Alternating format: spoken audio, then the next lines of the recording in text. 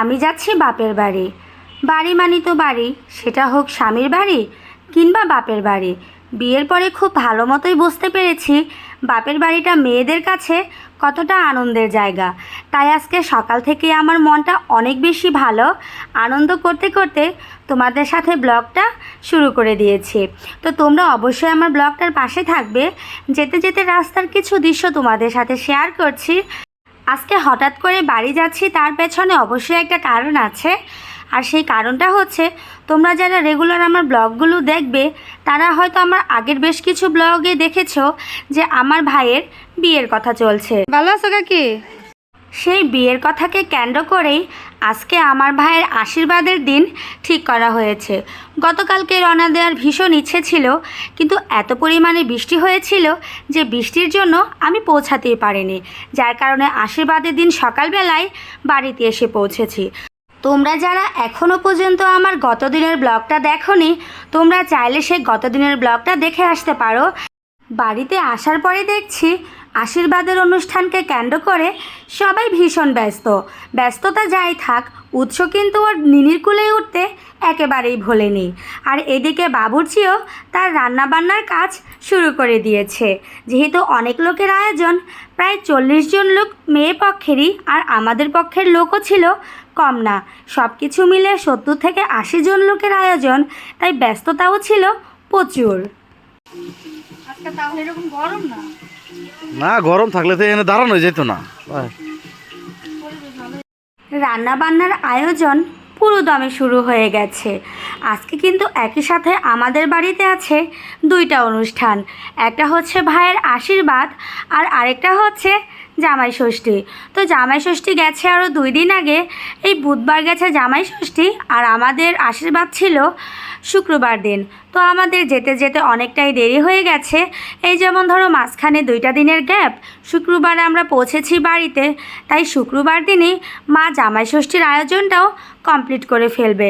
তো যাই হোক, গিয়েই আমি উৎসকে খাওয়াতে বসেছি।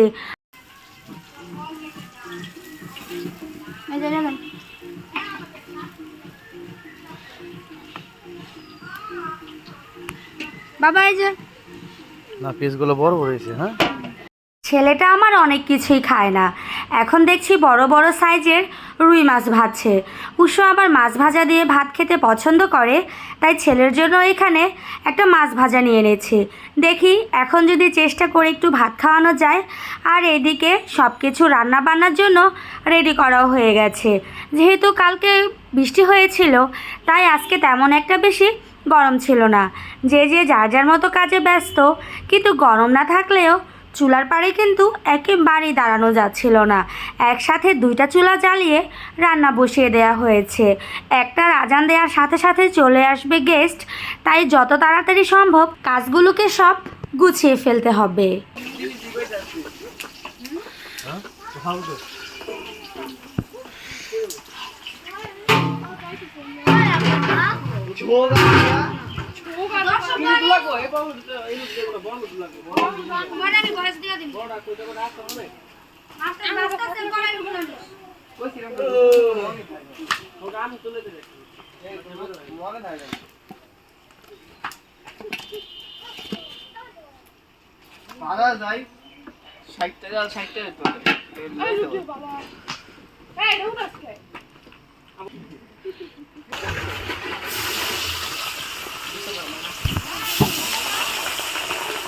আমি করছি।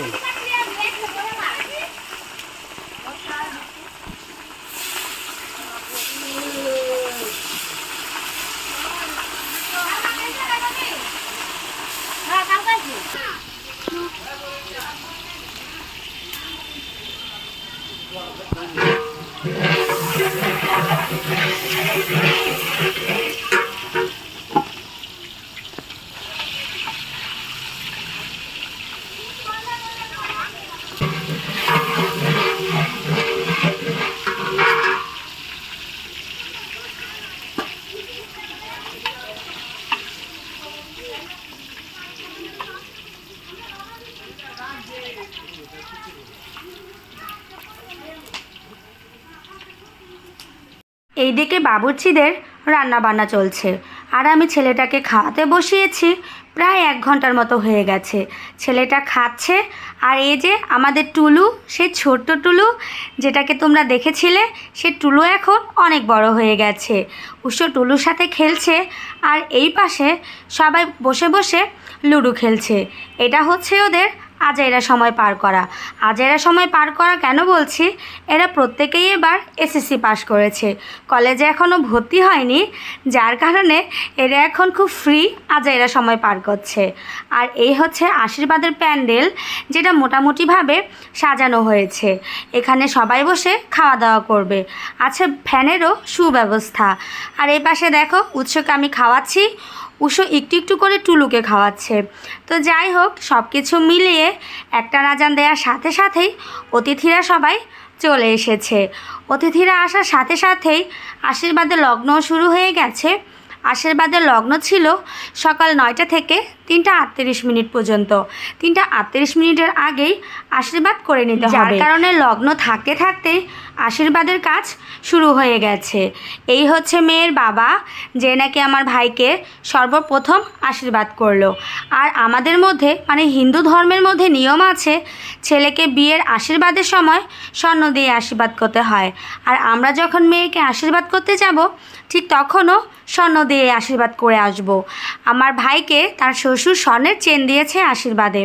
তো যাই হোক, সবাই একে একে আশীর্বাদ করছে।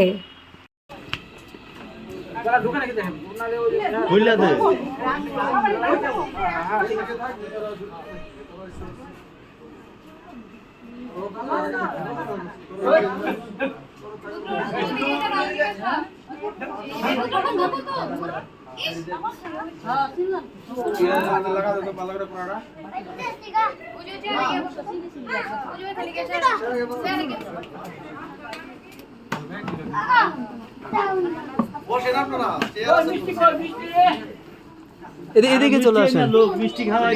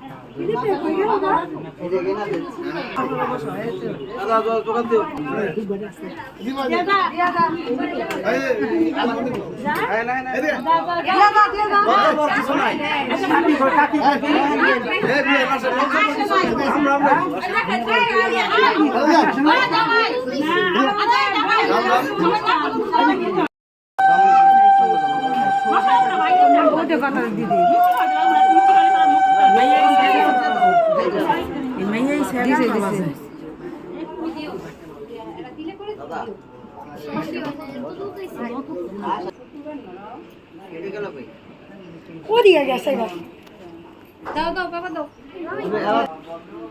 মিষ্টিটা কি আয় বলবো নি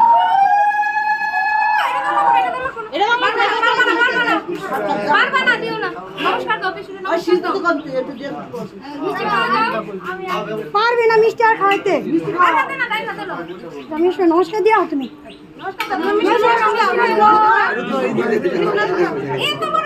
আরে খাইতে পারবেন খান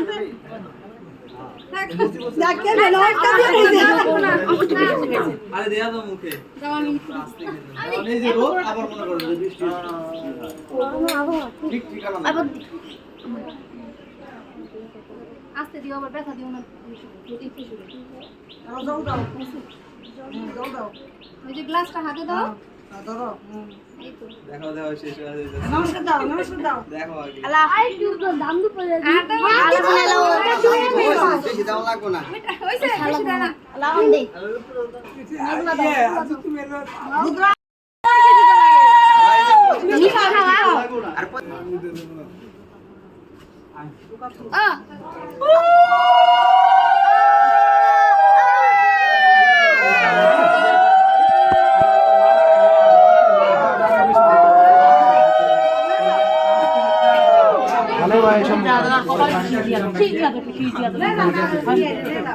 ওই গেলা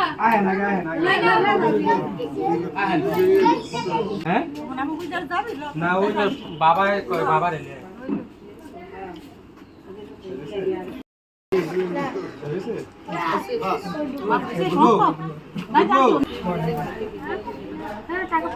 ঠিকঠাক আছে তো বাকিতে ওই ওঠেনি দেখো তো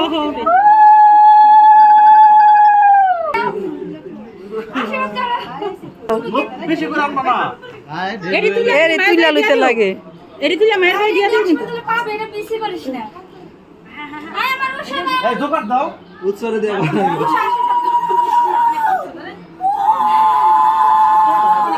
গলা না গিয়ে গেছে আমার একটু বাত্তির আশিস দিও ওই যে বাত্তিটার একটু আশিস দাও আয় ওষুধ কই মা বাবা আসো আসো আসো আসো টাকা দিব আসো আসো আসো একটু হলুদ দাও আসো মামা টাকা দিব আসো একটু হলুদ দাও নাও মামা একটু নমো করে নাও হলুদ দাও টাকা দাও টাকা দাও ভাগনাকে নমস্কার লয় না মামার নমস্কার দিতে লাগবে না টাকা দিতে লাগবে না ভাগনাকে নমস্কার লয় না মামারা এই বুড়া করে কাপা কাপি হইব পাঁচশো নিম না পাঁচশো নিম না পাঁচশো নিম না ওই যে কয়েনটা দেখা যায় কয়েনটা শুনে দিয়ে দিও 500 না নিলে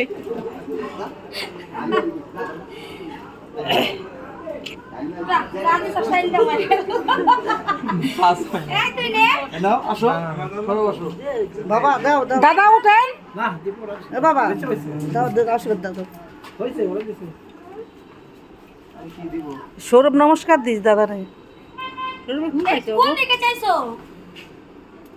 এই সব বইরে একটার মধ্যে বইরে কাম শেষ হয়ে গেছে বইরে মেয়ে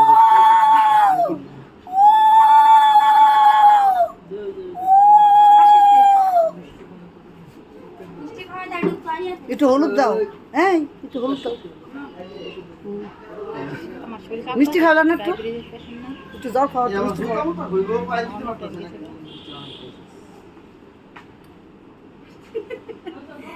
এবার জল খাও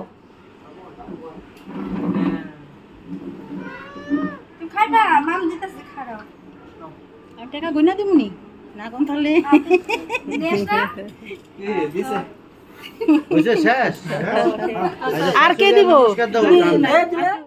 শুভলগ্ন থাকতে থাকতে আমার ভাইয়ের আশীর্বাদের কাজ খুব সুন্দর মতো সম্পূর্ণ হলো। তোমরা সবাই আমার ভাইয়ের জন্য আশীর্বাদ করো যাতে আমার ভাই সারা জীবন সুখে থাকতে পারে। আর এইদিকে লগ্ন থাকতে থাকতে আশীর্বাদের কাজ শেষ হয়ে গেছে আর সকল গেস্টরা খেতে বসে গেছে। মোটামুটি ঘড়িতে এখন বাজে হচ্ছে 3:30টার মতো। আমরা লগ্ন থাকতে থাকতেই শুভ কাজটাকে কমপ্লিট করতে পেরেছি। তো আজকে খাবারের আয়োজনে ছিল অনেক কিছু। এই যেমন ধরো আজকের খাবারের আয়োজনে ছিল পোলাওয়ের সাথে সাথে ছিল বেগুনি ছিল, তারপরে মুরগির রোস্ট ছিল, মুরগির ঝাল ছিল, তারপরে ছিল হচ্ছে রুই মাছের কালিয়া, তারপরে হচ্ছে মুগের ডাল, দই, মিষ্টি, শরবত, ফল, চা, বিস্কিট, মানে অতিথি আপ্যায়নে যা যা করা প্রয়োজন মোটামুটি সব কিছুই। তো অতিথিদের খাওয়া দাওয়া কমপ্লিট করার পরে এখন কিন্তু আমি খেতে বসে গেছি। আমার কিন্তু প্রচুর ক্ষুধা পেয়ে গিয়েছিল, কারণ ঘড়িতে অলরেডি বাজে বিকেল 5টা। শেষবেলায় খেয়েছি বলে কিনা জানি না, আর প্রচুর ক্ষুধা পেয়েছিল কিনা সেজন্যও জানি না, রান্নার স্বাদ ছিল অসাধারণ। রান্নার স্বাদ এতটাই ভালো ছিল যে আমরা কিন্তু সবাই মিলে ডিসাইড করে ফেলেছি যে বাবুর্চি দিয়ে আশীর্বাদের রান্না করানো হয়েছে সেই বাবুর্চিকে দিয়েই বৌভাতের রান্নার আয়োজনের কাজটা করানো হবে। তো যাই হোক, খাওয়া দাওয়া করে সবাই কিন্তু মোটামুটি আমার মতোই প্রশংসা করেছে। আর এই যে দেখো, এই এতক্ষণ পরে আমি খেতে বসেছি, একদম থালা ভর্তি করে নিয়ে নিয়েছি খাবার, আস্তে আস্তে করে খাচ্ছি। আর এই যে খাবার দিচ্ছে এই হচ্ছে আমাদের আপন।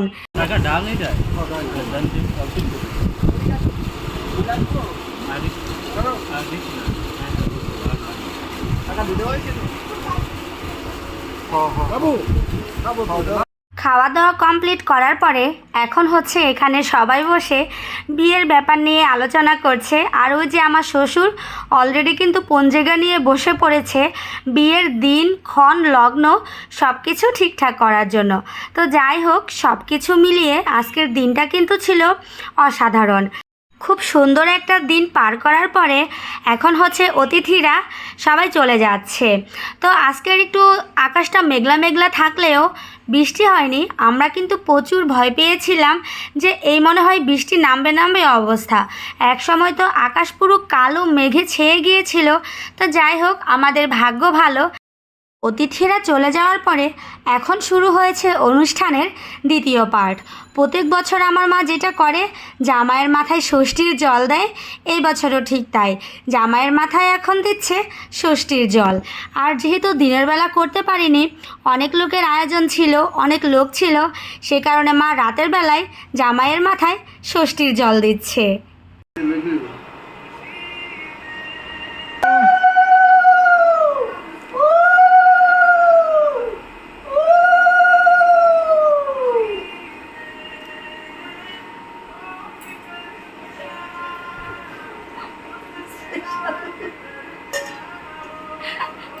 রুকিয়ে আমার টাকা পয়সা তো দিলাম না।